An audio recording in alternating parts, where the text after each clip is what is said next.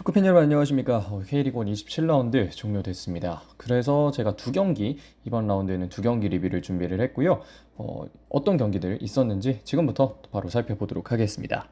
27라운드 경기 결과부터 좀 전반적으로 살펴보겠습니다. 첫 경기였던 김천과 수원FC의 경기는 이동경 선수의 맹활약과 함께 김천 상무가 3대2 승리를 가져갔고요. 두 번째 경기였던 대구와 제주의 경기는 한 발 더 나아가는 것에 어려움을 겪으면서 두 팀이 무승부를 거두게 됐습니다.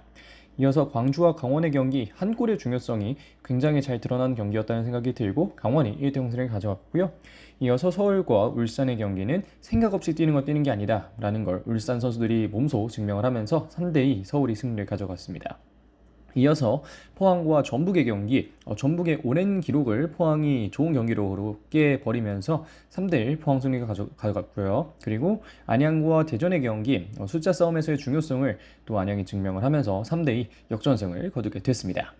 그러면 본격적으로 이번 영상의 첫 번째 경기 리뷰 시작하겠습니다. 8월 23일 토요일 19시 김천 종합운동장에서 벌어졌던 김천 상무와 수원FC의 경기입니다.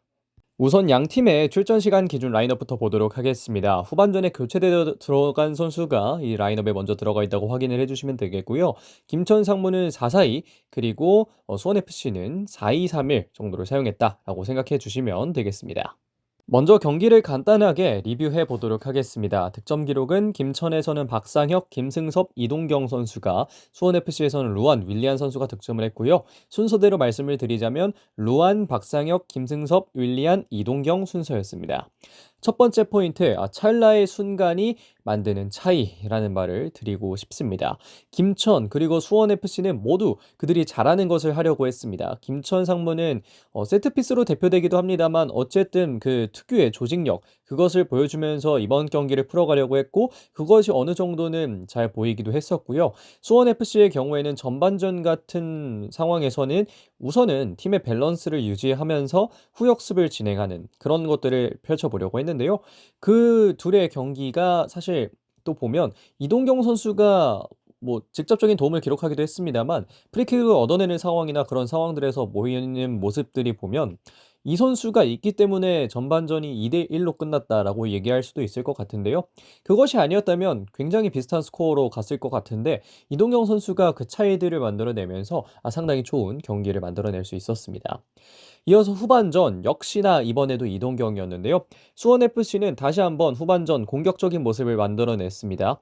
흔히 수원FC가 최근 공격적으로 가는 경우에는 이따가도 말씀을 드리겠습니다만 루안 선수를 조금 더 아래로 배치하면서 안드리고를 중앙으로 데려오는 이런 모습들을 많이 보여주고 있는데 그러한 상황에서 수원FC가 조금 더 적응된 모습을 보여주면서 동점으로도 나갈 수 있었고 오히려 이길 수도 있는 그런 상황이 만들어졌습니다만 여기서 차이를 만들어냈던 건 결국 이동경이었습니다. 이동경 선수가 PK를 놓치면서 참 잘하다가도 아쉽게 되는구나라는 생각이 들었는데 결국 마무리를 본인이 해내면서 또 역시 이동경은 이동경이구나라는 생각을 이번 경기에도 했던 것 같은데요. 엄청난 상승세를 보이고 있는 두 팀 간의 대결, 정말 확실한 에이스의 존재가 경기를 바꿨다는 걸 말씀드릴 수 있겠습니다. 그러면 본격적으로 각 팀에 대해서 더 보도록 하겠습니다. 먼저 볼 팀은 역시나 김천 상무입니다. 김천은 박상혁, 김승섭, 그리고 이동경 선수가 득점에 성공을 하면서 펠레스코어로 승리를 하는 데 성공을 했는데요. 첫 번째 포인트, 스스로 유지해낸 자리라는 점이 김천에게는 큰 또 동기부여가 될 것 같습니다. 이번 경기, 앞서 말씀드렸다시피 쉽게 풀렸던 경기는 절대 아니었습니다. 하지만 김천 상무는 왜 그들이 2위라는 높은 순위에 존재하는지에 대한 이유를 보여주었고 그것에 있어서 가장 강력하게 또 그들의 순위를 보여줬던 건 이동경 선수라고 얘기를 드리고 싶은데요. 앞서 말씀드렸다시피 전반전에는 수원FC의 중앙 밀집 수비가 정말 뚫기 어려웠습니다. 특히나 사박 선수를 제외하고는 포백 그리고 5명의 선수들이 이 포백 위에서 수비를 펼쳐주면서 이걸 어떻게 뚫지? 이게 당연하게 U자 빌드업에 나올 수밖에 없는 그런 상황에서도 이동경 선수는 순간순간에 재치 있는 움직임으로 그 수원FC의 수비를 뚫기 위해서 많은 노력을 해줬었고요. 그것이 전반전에 김천 상무가 멀티 득점을 해낸 것으로 통해 확인할 수가 있었습니다. 이어서 후반전 수원FC의 어떤 공격적인 배치로 인해서 공간이 조금 나면서 이동경 선수가 활약할 만한 공간이 더 나왔었는데 이러한 상황에서 얻은 또 세트피스에서 PK가 나왔고 그 PK를 놓치긴 했습니다만 그 외에 모든 장면에서 좋은 모습을 보여줬는데 결국 그 마지막에 활용 점정을 찍으면서 이동경 선수가 본인의 능력을 다시 한번 보여준 경기가 됐고요. 다만 여전히 단점은 수비입니다. 비교적 공격적인 밸런스를 갖고 있는 김천이기 때문에 특히나 4사이에서 투미들이 이승원과 맹성웅인데 이 선수들이 온전히 수비에 집중할 수만 없는 환경이기 때문에 또 당연히 수비가 쉽지는 않겠습니다만 순간적인 집중력이 아쉬운 경우가 있고 특히나 이번 경기에서 했던 실점들은 더더욱 물론 윌리안이 잘했던 부분도 있습니다만 세트피스에서 루안에게 실점했던 건 그러한 집중력에 약간 또 부족함이 있었기 때문에 이런 부분들만 채워진다면 김천은 또 늦었지만 그래도 또 1위에 다가서기 위해 더 많은 것을 할 수 있지 않을까 그렇게 얘기를 드리고 싶습니다. 이어서 바로 또 원정팀 수원FC를 보도록 하겠습니다. 수원FC의 득점자는 루안 그리고 윌리안 선수입니다. 첫 번째 포인트로는 절대로 또 경기를 못한 건 아니었다는 점입니다. 분명 게임 플랜도 괜찮았고 후반전에 시작되는 그 공격적인 포지셔닝도 적응이 됐습니다. 하지만 상대 이동경이 뛰고 있었다는 사실이 가장 큰 수원FC에게는 아쉬운 점이라고 드릴 수 있겠는데요. 제가 앞에서도 말씀을 드렸지만 최근에 수원FC가 여름이적 시장을 지나고 했던 포지셔닝이 특히나 중원에서 시작할 때는 이재원, 한찬희, 루안 이렇게 또 시작을 하죠. 이재원, 한찬희가 투볼란치 정도의 능력을 보여주고 그 위에서 이제 루안이 마음껏 플레이를 하는 스타일인데 후반전으로 들어가면 윙어 한 명을 더 투입하면서 루안 선수를 한찬희 선수 자리로 또 내려보내고 그와 동시에 이제 뭐 중원에서 더 많은 역할을 하게끔 만드는 게 있는데 그게 사실 이번 경기 이외하고도 이전에는 사실 뭐라고 해야 될까요? 좀 안 맞는 모습, 오히려 루안 선수의 창의성이 너무 떨어진다는 생각이 드는 모습들이 있었는데 그래도 이번 경기에는 그런 것들이 좀 적응이 되는 게 보이면서 그래도 김은중 감독이 팀을 상당히 잘 만들어내고 있구나. 그리고 또 필요할 때는 노경호라는 선수를 투입하면서 잘 밸런스를 맞추는구나 하는 생각이 들었는데요. 개인적으로 살짝 아쉬웠던 건 또 세트피스 수비입니다. 분명 세트피스에 대한 수비를 하는 과정에서는 쉬운 예측이 어렵고 그걸 안다고 해도 막는 건 쉽지 않은데요. 그럼에도 불구하고 이 부분만 잘 잡아낸다면 승리에 더 가까울 수 있기 때문에 그 상황에서의 순간순간의 집중력 그리고 순간순간의 어떤 마킹들 이런 걸 잘 해줘야만 수원FC가 지금의 순위에서 벗어나서 더 좋은 순위로 올라갈 수 있다는 걸 꼭 생각을 해봤으면 하는 생각이 좀 듭니다. 그래도 사박 선수가 굉장히 잘하고 있죠. 컴플리트 스트라이커로서 본인의 장점이었던 피지컬 활용력도 좋아졌고 여기에 더해서 물론 슈팅을 아직 많이 때리긴 합니다만 연계와 관련된 부분도 좋아지고 있기 때문에 이런 몇 가지 부분들만 조금만 좋아진다면 수원FC도 계속해서 흐름이 좋았던 만큼 앞으로의 경기들에서 기대할 수 있지 않을까 하는 생각이 드는 것 같습니다. 이 경기 MVP 뭐 당연하게도 또 이동경 선수를 뽑을 수밖에 없는 것 같습니다. 김승섭 선수도 굉장히 좋은 모습 보여줘서 고민을 했습니다만 지금까지 말씀드린 부분들에 또 이동경 선수가 빠지는 부분이 거의 없잖아요. 그래서 이동경 선수를 뽑을 수밖에 없겠다라는 생각이 들었고 이동경 선수가 오늘 참 많은 것을 보여주면서 팀을 승리로 이끌었고 10월에 전역하기 전까지는 계속해서 팀을 이끌면서 좋은 경기력을 보여줘야 될 것으로 보입니다. 자, 그러면 김천 상무와 수원FC의 경기 리뷰 여기서 마무리하도록 하겠습니다. 이어서 다음 경기 넘어가겠습니다. 8월 23일 토요일 19시 대구 IM뱅크파크에서 벌어졌던 대구FC와 제주SK 경기입니다. 이 경기 2대2 무승부로 경기가 종료됐습니다. 각 팀의 출전 시간 기준 라인업 먼저 보고 넘어가겠습니다. 대구는 4-4-2를 기용했습니다. 그리고 제주의 경우에는 4-3-3 내지는 뭐 4-2-3-1로 볼 수 있는 라인업을 기용했고요. 여기서 뭐 특이할 만한 점이라고 본다면 김현준 선수가 선발 센터백으로 대구에서 들어왔다는 거 뭐 그런 점이 있겠고 제주에서는 오재혁 선수가 전반전에는 제로톱으로 뛰었다는 거 뭐 이 정도를 좀 체크를 해보시고 변화가 있었구나라고 생각해 주시면 될 것 같습니다. 먼저 간단하게 경기를 좀 돌아보겠습니다. 일단 득점 기록은 대구에서는 유리 조나탄 선수의 자책골 그리고 세징야 선수의 득점이 있었고요.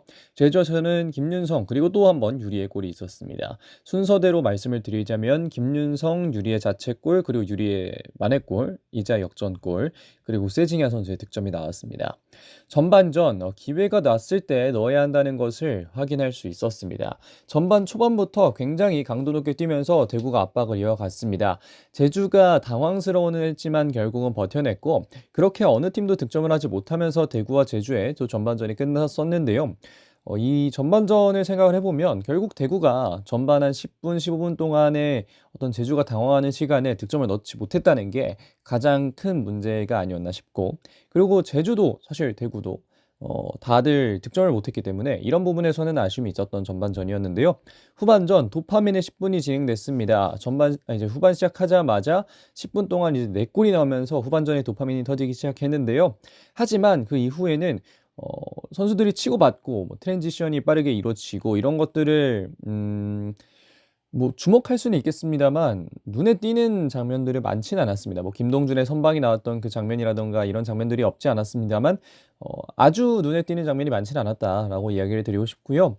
결국은 또 이번에도 마무리가 중요하다는 것을 다시 한번 인지하게 되는 경기가 아닌가 싶었고, 강등권 탈출을 위해서는 앞서가는 팀이 더더욱 강등권 탈출에 가까울 것이다, 이런 것을 또 대구와 제주가 이번 경기에서 보여줬던 것 같습니다. 이어서 이제는 이제 양 팀의 또 경기를 볼 텐데요. 대구 FC부터 보겠습니다. 득점자는 앞서 말씀드린 대로 유리 조나탄 선수의 자책골이 있었고 세징야 선수의 득점이 있었습니다.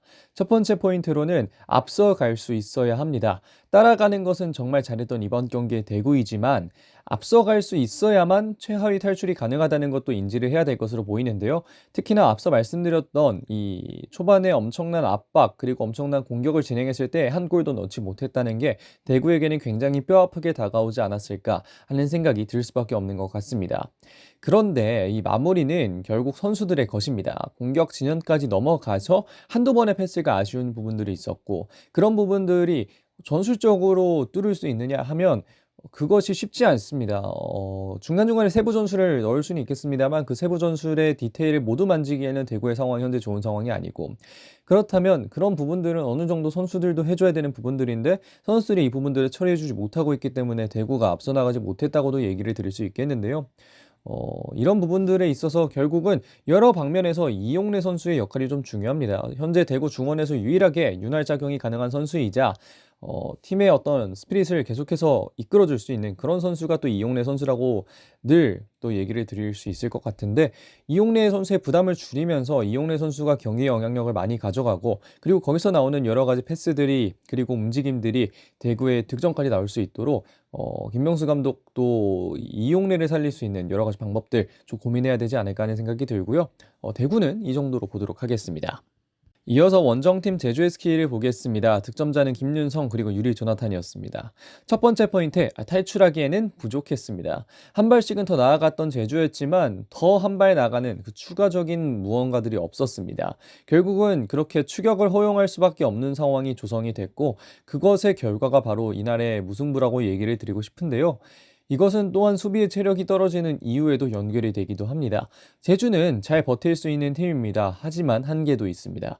제주의 수비진들, 특히나 김윤성을 제외한 나머지 백포라인에서는 베테랑들이 많이 또 뛰고 있는데요.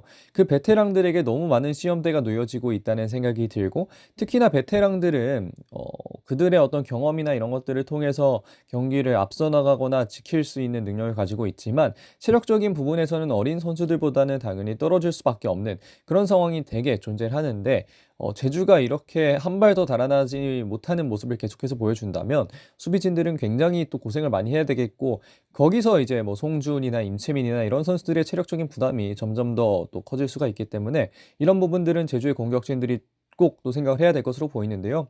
거기서 중요한 건 또 외국인 선수들의 활약이 중요합니다. 다들 초반 인상은 괜찮았습니다. 뭐 페드링요, 띠아고 뭐 이런 여러 선수들의 초반 인상은 좋았는데 최근에 좀 아쉬운 모습들이 나오고 있고, 나와서 공격 포인트를 기록하지 못하고 있기 때문에 아쉬움이 더 배가 되고 있는데요. 여기서 득점이 나와야만 팀도 본인도 살아날 수 있다는 걸 제주 SK 외국인 공격수들 그리고 뭐 다른 공격수들도 다 생각을 해줘야 될 것으로 보입니다. 자, 그러면 제주 또 여기까지 보도록 하겠습니다. 이렇게 해서 이번 경기 MVP는 전 황재원 선수를 뽑았습니다. 이 데이터 포탈, 다시 말해서 이 TSG에서는 김용성 선수를 MVP 뽑았었는데 저는 황재원 선수를 뽑게 됐고요. 득점이나 뭐 공격 포인트는 딱히 없었습니다만 그럼에도 불구하고 이 황재원 선수가 이날 경기에서 보여줬던 이 전방위적인 활동력, 이런 것들이 대구가 다시 한번 살아나게끔 하는 그런 요소가 될 수도 있지 않을까 하는 생각이 들어서 뽑게 됐고요. 자, 그러면 대구와 제주의 경기 리뷰는 여기서 마무리하도록 하겠습니다. 자, 이번 라운드 베스트 11, 제가 뽑은 베스트 11 바로 또 말씀을 드리겠습니다. 박철열 키퍼, 백포에는 김진수, 박승욱, 권경원, 황재원, 그리고 위에는 김승섭, 황도윤, 이동경, 이지호, 그 위에는 마테우스, 그리고 조르지 선수를 뽑았습니다. 이어서 이번에는 득점 탑5 그리고 도움 탑5 보겠습니다. 득점에는 탑5 모두 득점을 하지 못하면서 순위가 그대로 유지가 됐고요. 도움은 안데르슨 그리고 유동경 선수가 도움을 기록하면서 공동 7도움으로 1위와 2위를 차지하게 됐습니다. 그리고 이승원 선수가 1개의 도움을 기록하면서 야구와 함께 3위, 4위를 차지하게 됐고요. 조르지 선수는 5개의 도움으로 5위에 위치해 있습니다. 자, 그리고 마지막으로 K리그 1 순위 마지막 또 돌아보겠습니다. 1위는 전북이 패배를 했지만 그대로 유지하고 있고요. 2위는 김천이 다시 한번 공고히 자리를 했습니다. 그리고 3위와 4위가 바뀌었습니다. 3위 포항이 됐고요. 4위는 대전, 그리고 그 밑에는 비슷한데요. 5위 서울, 6위 광주에 7위가 강원이 됐고 8위에 울산, 9위 수원FC, 그리고 10위 제주, 11위 안양, 그리고 대구FC가 최하위에 위치해 있습니다. 자, 여기까지 27라운드 리뷰 진행했습니다. 영상을 미리 또 공지를 올려드리긴 했습니다만, 하나를 더 이제 또 보느라 이렇게 또 약간 오래 걸렸었는데요. 아무쪼록 또 양해를 부탁드리고, 뭐 수요일, 금요일 계속해서 이어지는 또 경기들은 영상 업로드 주기 그대로 맞춰서 또 올릴 예정이니까요. 함께 또 해주시면 감사하겠습니다. 자, 이번 영상 여기서 마무리하겠습니다. 고맙습니다.